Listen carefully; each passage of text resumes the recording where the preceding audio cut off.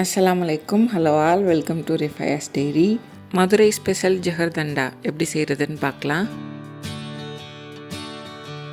நான் ஒரு 6லேருந்து 7 பீஸ் பாதாம் பிசின் எடுத்திருக்கேன். இதை நல்லா வாஷ் பண்ணிவிட்டு தண்ணி சேர்த்து ஓவர் நைட் ஊற வச்சுக்கலாம். ஊறினதுக்கப்புறம் இந்த மாதிரி தான் இருக்கும்.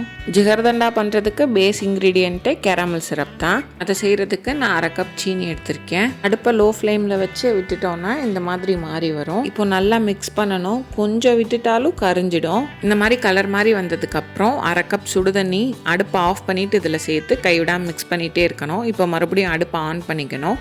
ஃபஸ்ட்டு கொஞ்சம் ஒட்டுற மாதிரி இருக்கும். அதுக்கப்புறம் கரெக்டான சிரப் கன்சிஸ்டன்சி வந்துடும். இது கொஞ்சம் ஆறுனதுக்கப்புறம் ஃப்ரிட்ஜில் எடுத்து வச்சிடணும். அடுத்தது ஜிகர்தண்டாவில் சேர்க்கறதுக்கு ரபடி பண்ணிக்கலாம். நான் 1/2 லிட்டர் பால் எடுத்திருக்கேன். 250 ml கப்பில் 2 கப் இருக்குது.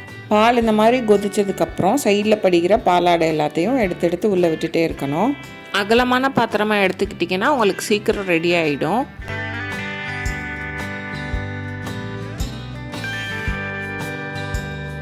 இந்த மாதிரி ஒவ்வொரு தடவையும் சேரும்போதும் பாலாடை எல்லாத்தையும் எடுத்து உள்ளே விட்டுட்டே இருக்கணும்.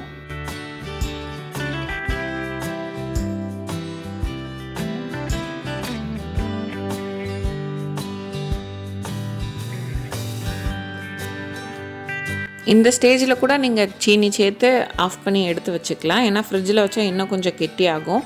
நான் இன்னும் கொஞ்சம் வற்ற விட்டு அதில் சீனி சேர்த்துருக்கேன். நான் 2 டேபிள் ஸ்பூன் சீனி சேர்த்துருக்கேன்.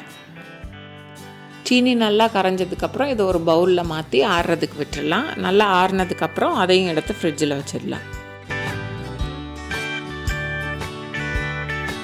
அடுத்தது ஜிகர்தண்டாவில் சேர்க்கறதுக்கான கேரமல் மில்க் பண்ணிக்கலாம். இதுக்கு நான் 1/2 லிட்டர் பால் எடுத்திருக்கேன். 250 ml கப்பில் 2 கப் இருக்குது. இது தண்ணி சேர்க்காத கெட்டியான பால்.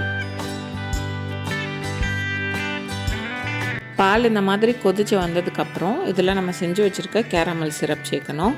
நான் இதில் ஒரு 8 to 10 table spoon caramel syrup சேர்த்துருக்கேன். நம்ம செஞ்சு வச்சுருக்கிறதுல பாதி இல்லைனா அதுலேருந்து கொஞ்சம் அதிகமாக. இந்த சிரப் இது கூட நல்லா மிக்ஸ் ஆகி ஒரு பாயில் வர வரைக்கும் வெயிட் பண்ணணும்.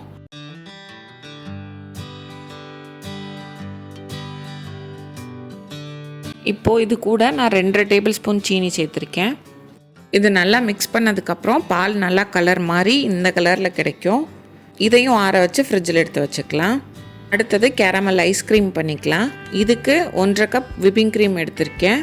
நீங்கள் ஃப்ரெஷ் க்ரீம் இருந்தால் அது கூட யூஸ் பண்ணிக்கலாம். இது கூடவே நான் 4 டேபிள் ஸ்பூன் சீனியை பவுட்ரு பண்ணி சேர்த்துருக்கேன். உங்ககிட்ட மில்க் மெய்டு இருந்ததுன்னா சீனிக்கு பதிலாக மில்க் மெய்டை ரிப்ளேஸ் பண்ணிக்கலாம். இது சீனி கரைகிற வரைக்கும் மட்டும் மிக்ஸ் பண்ணால் போதும். ரொம்ப மிக்ஸ் பண்ணணும் இல்லை பீட் பண்ணணும் அந்த மாதிரிலாம் எதுவும் தேவையில்லை. சீனி கரைஞ்சதுக்கப்புறம் நான் இது கூட 6 டேபிள் ஸ்பூன் கேரமல் சிரப் சேர்த்துருக்கேன். அதையும் நல்லா மிக்ஸ் பண்ணி விட்டுக்கணும்.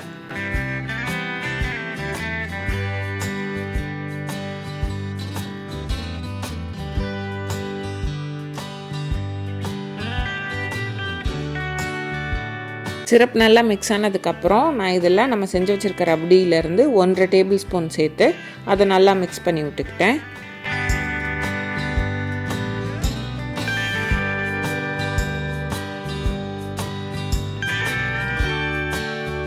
ரெடி பண்ணி வச்சுருக்க ஐஸ்கிரீம் பேஸை ஒரு பாத்திரத்தில் சேர்த்துட்டு அதை மேலே கிளின் ட்ராப் போட்டு லைட்டாக கவர் பண்ணிவிட்டு ஃப்ரீசரில் வச்சுக்கலாம். உங்கள்கிட்ட ஏர்டைட் கண்டெய்னர் இருந்ததுன்னா நீங்கள் அது கூட யூஸ் பண்ணிக்கலாம். இது ஓவர் நைட் ஃப்ரீஸ் பண்ணிங்கன்னா ஐஸ்கிரீம் ரெடி ஆகிடும். ஜிகர்தண்டா ரெடி பண்ணும்போது எல்லா பொருளுமே கோல்டாக இருக்கணும். ஃப்ரிட்ஜில் வச்சு ரெடி பண்ணி வச்சுக்கோங்க. ஃபஸ்ட் லேயராக ஒரு கிளாஸில் பாதாம் பிசின் சேர்த்துக்கோங்க. அதுக்கப்புறம் நம்ம செஞ்சு வச்சுருக்க ரபடியிலேருந்து கொஞ்சம் சேர்த்துக்கோங்க. அடுத்து நன்னாரி சிரப் எப்படி செய்யணுன்றதை நான் வீடியோ போஸ்ட் பண்ணியிருக்கேன், வேணும்னா செக் பண்ணி பாருங்கள். அடுத்தது கேரமல் மில்க். அடுத்தது கேரமல் ஐஸ்கிரீம். இதுக்கு மேலே கொஞ்சம் சுகர் சிரப். நீங்கள் ஃபஸ்ட்டே கொஞ்சம் ரபடி சேர்த்துட்டு அதுக்கு மேலே கூட சுகர் சிரப் சேர்க்கலாம். நான் சுகர் சிரப் சேர்த்துட்டு அதுக்கு மேலே ரபடி சேர்த்துருக்கேன்.